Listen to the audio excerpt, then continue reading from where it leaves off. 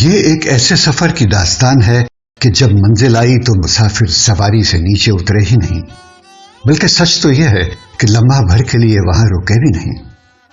چلتے چلتے کسی نے منزل پر نگاہ غلط انداز ڈالی اور کسی نے نظر انداز کیا۔ نظر بھر کر دیکھنے والے بھی گو دو چار سہی اس قافلے میں شامل تھے۔ دور دراز اور دشوار گزار منزل کے گرد چکر لگایا اور سب الٹے پاؤں واپس لوٹ گئے۔ رکتے کیسے اور اترتے کہاں؟ سفر ہوائی تھا اور منزل برف کدہ قراقرم کی سب سے اونچی چوٹی تھی۔ ہوائی سفر میں ہاتھ باغ پر اور پاؤں رکاب میں رکھنے کی شرط نہ مسافروں کے لیے ہوتی ہے اور نہ ان کے خیالات کے لیے، سو دونوں محو پرواز تھے۔ فرق سمت اور رفتار کا تھا۔ اس روز طیارے نے 1000 میل کا سفر ایک دائرے کی صورت میں کیا۔ تخیل کے سفر کا دائرہ البتہ ملکوں اور برسوں پر محیط تھا۔ ایک در بند ہو تو 100 کھل جاتے ہیں۔ یہ بات ہوائی سفر پر بالکل صادق آتی ہے۔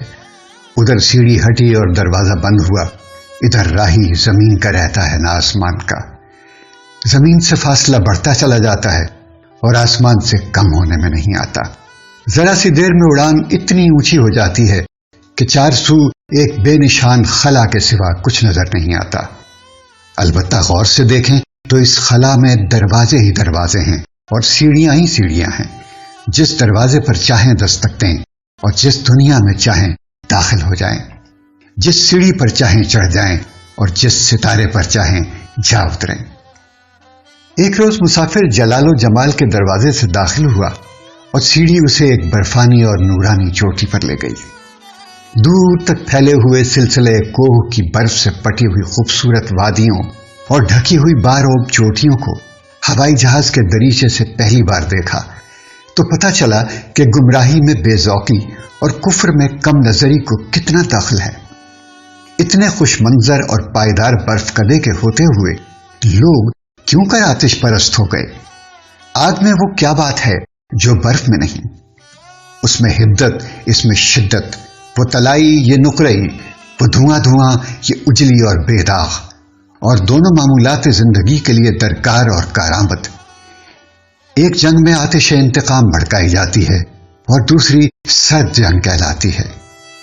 شعر کا ایک مصرع اگر آتش شوق کے ذکر سے شروع ہو تو دوسرا آہ سرد پر ختم ہوتا ہے۔ رزم ہو کہ بزم اگر آگ لازم ہے تو یخ ملزوم۔ واقعات میں خیالات کی تونگری کہاں اور شعور میں شوق کی ثروت کہاں؟ واقعہ یک زمانی ہوتا ہے، سو رات گئی بات گئی۔ خیال پر ایسی کوئی بندش نہیں، جب چاہا اور جہاں چاہا بات دہرا لی، قند مقرر کا مزہ لیا اور رات پھر سے سجا لی۔ کچھ ایسا فرق شعور اور شوق میں بھی ہوتا ہے۔ جو شے وہاں غائب وہ یہاں موجود اور ارزاں، جو بات وہاں محال وہ یہاں ممکن اور آسان۔ یہی وجہ ہے کہ برف کدے کا وہ سفر جو مسافر نے صرف ایک بار کیا تھا، شوق نے خیال کے وسیلے سے اسے بار بار طے کیا ہے۔ آج پھر وہ اثر نو اس سفر پر روانہ ہو رہا ہے۔ اس سفر کا انتظام سرکاری ہے اور نام ہوائی سفاری ہے۔ پہاڑوں کا یہ طائرانہ سفر اسلامی ممالک کے سربراہوں کی کانفرنس کے سلسلے میں آئے ہوئے بیرونی صحافیوں کے اس طائفے کے لیے ہے جو کام ختم کر کے واپس جا چکا ہے۔ نشستیں فاضل ہیں اور انہیں پر کرنے والوں کی بھیڑ لگی ہوئی ہے۔ میلے کا منظر ہے، طرح طرح کے لوگ، حتیٰ کہ طرح دار لوگ بھی اس بھیڑ میں شامل ہیں۔ سفر سے پہلے جو ہلچل ہوتی ہے وہ معمول سے بڑھی ہوئی ہے، کیونکہ بلاوے والے عام مہمانوں میں بن بلائے خاص مہمانوں کی کھیپ شامل ہو گئی ہے اور ان دونوں کی تعداد کل نشستوں سے کچھ زیادہ ہے۔ واقف حال یہ بھی جانتے ہیں کہ وہ نشستیں جن پر بیٹھ کر اس سفر کا لطف لیا جا سکتا ہے تھوڑی سی ہیں، باقی محض خانہ پوری ہے۔ جہاز کی 4 وسطی قطاریں اس قسم کی نظارگی کے لیے ناکارہ ہیں۔ 2/3 نشستیں جو دونوں جانب دریچوں کے ساتھ ہیں، ان کی نصف بھی اس رعایت سے نامناسب ہیں کہ جہاز کے انجن اور شہ پر نگاہ کا راستہ روک لیتے ہیں۔ لیکن یہ کون کہہ سکتا ہے کہ وہ جسے موزوں دریچے سے لگ کر بیٹھنے کا موقع ملے گا वो कम निगाही का शिकार नहीं होगा। दिलों का हाल खुदा जानता है, मगर नज़ारा कोह के लिए जमा होने वाले इन मोअज़्ज़ज़ मेहमानों में बहुत से चेहरे मैदानों की तरह सपाट हैं। मुसाफिर को इस हुजूम में अब तक सिर्फ एक चेहरा ऐसा नजर आया है जिसकी शोहरत और इस सफर की नौइयत दोनों का आपस में गहरा ताल्लुक है। ये एक ऐसे कोह पैमा का चेहरा है जो इस सफर के मुबस्सिर हैं। इनका रवां तबसरा पुरजोश होगा क्योंकि ये दो सिलसिलों पर बड़े इन्हिमाक से गुफ्तगू करते हैं, एक सिलसिला बैत और दूसरा सिलसिला कराकुरम। ऐलान हुआ, इंतजार की घड़ी खत्म हुई, लोग हवाई जहाज की तरफ रवाना हुए। जहाज में सबसे पहले एक खुशनवा शायर दाखिल हुए, दूसरे मुसाफिर उन्हें दूर से देखते ही रह गए। इंतजार गाह में जब हर एक की टिकटिकी शीशे की दीवार के पार जहाज पर बंधी हुई थी, उस वक्त ये तजाहुल शायराना के साथ उधर पुश्त किए खड़े थे।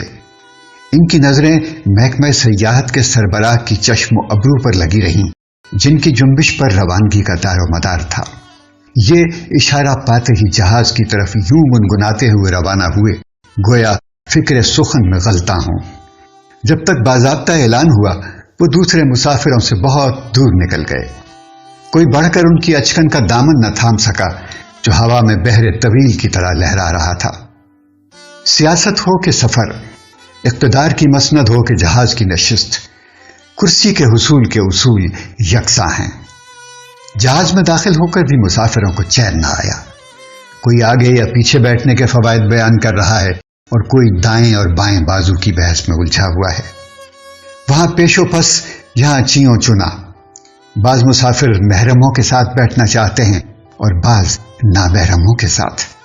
इधर दोस्ती के दावे और कशिश, उधर हवस का जवाब दावा और बहकावे, सब मुतज़ब्ज़ब नजर आते हैं। फैसला करना मुश्किल हो रहा है।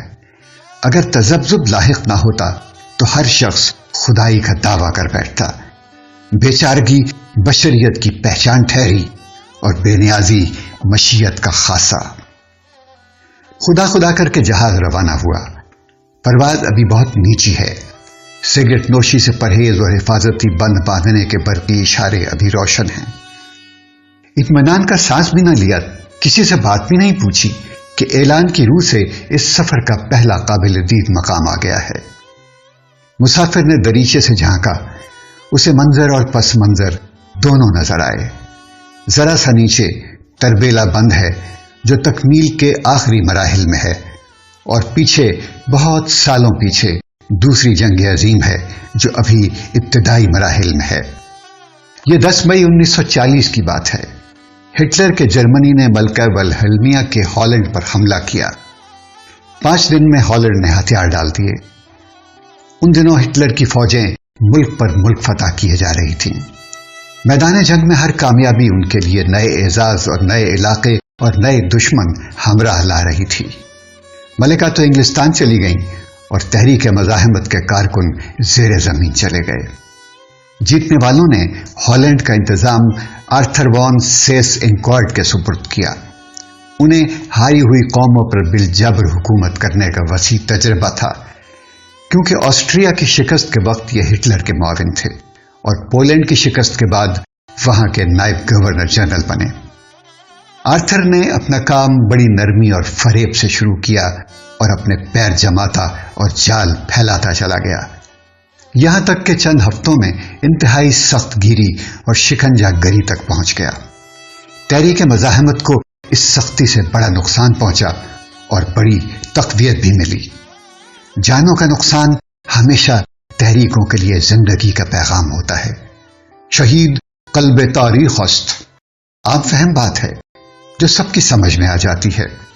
एक नविश्ते दीवार है जिसे सब पढ़ लेते हैं, मगर तारीख के हर मोड़ पर हकीकत खुद पसंदों की नजरों से ओझल हो जाती है। तहरीर मोड़ के एक तरफ होती है और साहिब इक़्तिदार दूसरी तरफ। आर्थर का अंजाम जो हुआ सो हुआ, मगर जिन दिनों हॉलैंड पर उसकी हुकूमत थी वहां हजारों लोग मारे गए और लाखों पकड़े गए। जो वलंदेजी कैदी बेगार कैंपों में भेजे गए, सिर्फ उनकी तादाद 2 लाख थी। ان قیدیوں میں معاشیات کا ایک نوجوان پروفیسر بھی شامل تھا جس کا نام ڈاکٹر پیٹرک لیفتنگ تھا۔ بیگار کیمپ میں ہر طرح کی مشکل اور مشقت تھی۔ جگہ تنگ، کھانا ایک وقت، کپڑے وہی جو تن پر ہوں، سونا خاک پر، موسم سخت اور صیاد اس سے کہیں زیادہ درست۔ کیمپ میں سزا اکثر ملتی تھی اور انعام کے لیے غداری کی شرط تھی۔ بیگار کیمپ کا کوئی مستقل ٹھکانہ بھی نہ تھا، آج یہاں تو کل وہاں، جہاں ضرورت پڑی وہاں یہ مصیبت کے مارے ہانک کر لے جائے جاتے۔ مسلسل ایک سفر جس میں قیدی سامان اٹھا کر پیدل چلتے اور دھول پھانکتے، محافظ سوار ہوتے اور دھول اڑاتے۔ ڈاکٹر لیفتنگ کے ساتھ ان کے بہت سے دوست اس قید میں شریک تھے۔ جرم ایک مگر قید میں رہنے کا انداز مختلف۔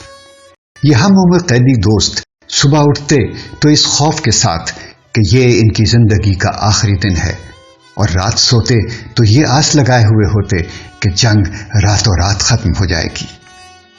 دنیا کے حقائق اور زندگی کے حوصلہ بخش معمولات سے ان کا تعلق کٹ گیا تھا۔